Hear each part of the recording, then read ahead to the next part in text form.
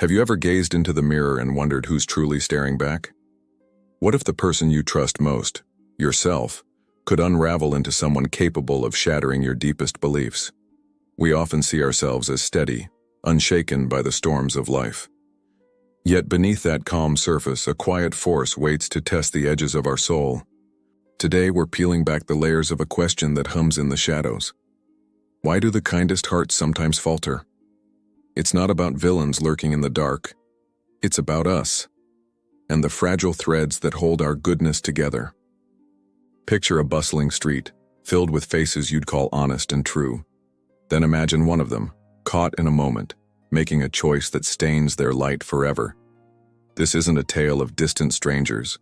It's a whisper from history, a pattern etched into time. From quiet towns to roaring battlefields, people like you and me have stumbled into acts we'd swear we'd never commit. There's a study that cuts deep. Milgram's electric shocks, a test of obedience gone cold. Ordinary folks pressed a button believing they'd harmed another, all because a voice in a white coat urged them on. Why didn't they stop? Authority cloaked their doubt, muffling the cries of their own compass. Now turn that lens inward. When have you followed a rule you didn't feel right about? A moment where just doing my job felt heavier than it should? It's not always a loud command that sways us. Sometimes it's the crowd. In groups we bend, our edges softening until we're shaped by the voices around us. Think of a time you stayed silent while others laughed at something cruel. That's the pull of the pack, subtle as a tide, sweeping you somewhere you'd never go alone. Another thread unravels when we strip away someone's humanity. Call them a name, a number, an enemy, and suddenly they're less than us, easier to wound.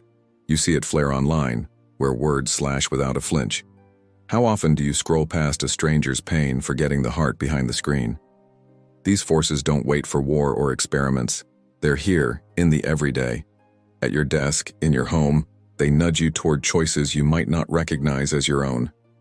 It starts small, a white lie to keep the peace, a corner cut because no one's watching. Each step feels harmless, but they pile up like stones on a scale. Are we all at risk, even the best of us? The answer stings. Yes, no one's untouchable. There's a quiet corner in every mind, a place Jung named the shadow. It's not evil, it's the raw, unpolished piece of you that flares when you least expect it. Ever lashed out in anger, then wondered where it came from? That's the shadow slipping through the cracks of your polished self. But here's the spark. Knowing it's there hands you the reins. If you can name it, you can tame it, or at least wrestle it into the light. Our minds have a trick for easing the fall, call it self-soothing nonsense. It's not that bad, we whisper, or they deserved it, and the weight lifts just enough to keep going. Recall a time you justified something small, a shortcut, a jab, a dodge. That's the mind paving a road you'd never plan to walk. So how do you hold your ground?